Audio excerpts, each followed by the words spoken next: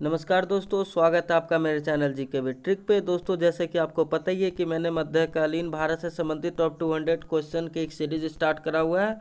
उसी कड़ी में आज मैं पार्ट 6 लेकर आया हूँ, पार्ट 5, जिसमें मैं 100 क्वेश्चंस ऑलरेडी करा चुका हूँ। आज मैं 101 से लेकर 120 तक क्वेश्चंस कराऊंगा, तो बने रहिए मेरे साथ। तो आगे बढ़ने से पहले एक इम्पोर्टेंट अपडेट, अगर अभी तक आपने मेरे चैनल को सब्सक्राइब नहीं किया तो जल्दी जल्दी चैनल को सब्सक्राइब करके बेल आइकन दबा दीजिए। साथ ही साथ आप हमें इंस्टाग्राम पे भी फॉलो कर सकते हैं आने वाले वीडियोस के अपडेट के लिए, और इस वीडियो तथा आने वाले वीडियो के पीडीएफ के लिए आप हमें टेलीग्राम पे भी ज्वाइन कर सकते हैं। तो चलिए स्टार्ट करते हैं आज के क्वेश्चंस। पहला सवाल है, निम्नलिखित में से कौन सा डेक्कन क्षेत्र में गोरिल्ला युद्ध का अग्रणी माना जाता है? तो दोस्तों, इसका आंसर है ऑप्शन सी, मलिक अंबर को गोरिल्ला युद्ध में डेक्कन क्षेत्र में उसका अग्रणी माना जाता था। अब बात करते हैं दूसरे सवाल की। तो दीन इलाही धर्म को सर्वप्रथम किसने ग्रहण किया? तो दोस्तों, इसका आंसर है ऑप्शन ए, बिरबल। बिरबल ने दीन इलाही, जो अकबर द्वारा चलाया गया धर्म है, को सबसे पहले ग्रहण किया था। अब बात करते हैं तीसरे सवाल की। और औरंगजेब की मृत्यु के बाद हिंदुओं पर से जजिया कर किसने हटाया? तो दोस्तों, इसका आंसर है ऑप्शन बी, जहांदार शाह ने। जो औरंगजेब ने 1679 में हिंदुओं पर जजिया कर लगाया था, जिसमें जो मुसलमान नहीं थे, जो अल्लाह को नहीं मानते थे, जो अलग धर्म से थे जैसे हिंदू, उन पर उन्होंने जजिया कर, जो धर्म से संबंधित कर था, लगाया था। अब बात करते हैं चौथे सवाल की।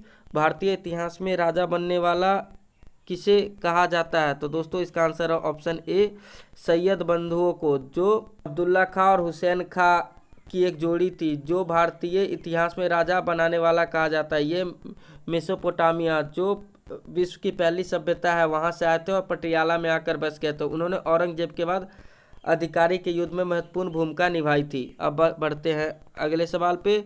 नादिर शाह के आक्रमण के समय मुगल का राजा कौन था? तो दोस्तों, इसका आंसर है ऑप्शन डी, मोहम्मद शाह रंगीला उस समय राजा थे जब वो नादिर शाह ने भारत पर आक्रमण किया था। 1737 पे उसने आक्रमण किया था, तब उसने 100 करोड़ रुपए की संपत्ति लेकर चला गया था। अब बात करते हैं 106वें सवाल की। कश्मीर में शालीमार और निशान बाग किसने बनवाया? तो दोस्तों, इसका आंसर है ऑप्शन बी, जहांगीर ने। जहांगीर काल को पेंटिंग का स्वर्ण काल कहा जाता है, चित्रकारी का स्वर्ण काल कहा जाता है। अब बात करते हैं 107वें सवाल की। तो इनमें से कौन अमीर खुसरो के गुरु थे?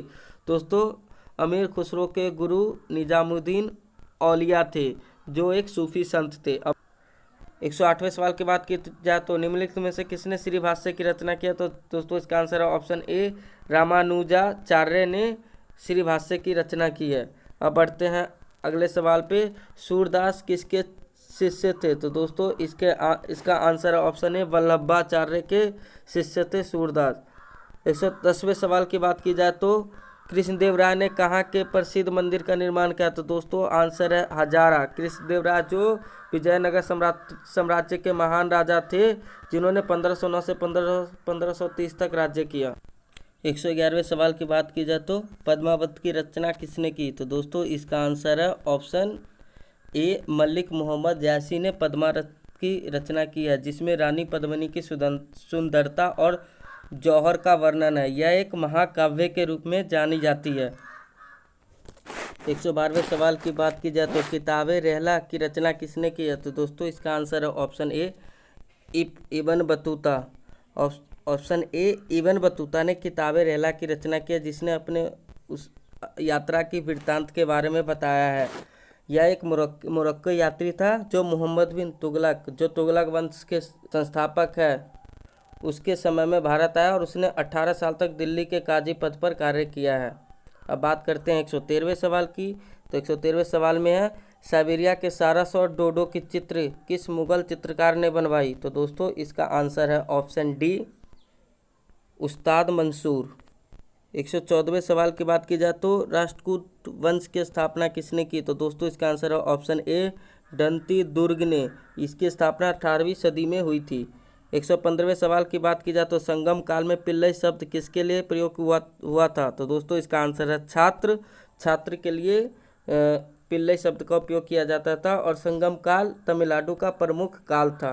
अब बात करते हैं 116वें सवाल की। जूना खां किस राजा का असली नाम था? जूना खां मोहम्मदिन तुगलक का असली नाम था।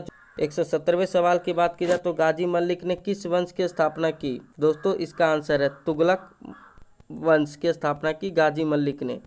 अब बात करते हैं अकबर ने विभिन्न टकसालों के कामकाज का केंद्रीकरण कब किया? तो दोस्तों इसका आंसर है ऑप्शन बी 1570 में अकबर ने विभिन्न टकसालों का केंद्रीकरण किया था।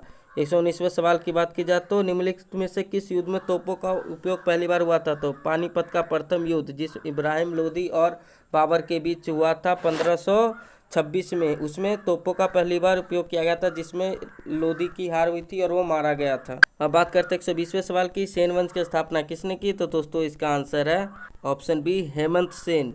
यह एक बंगाल का प्रमुख राजवंश था।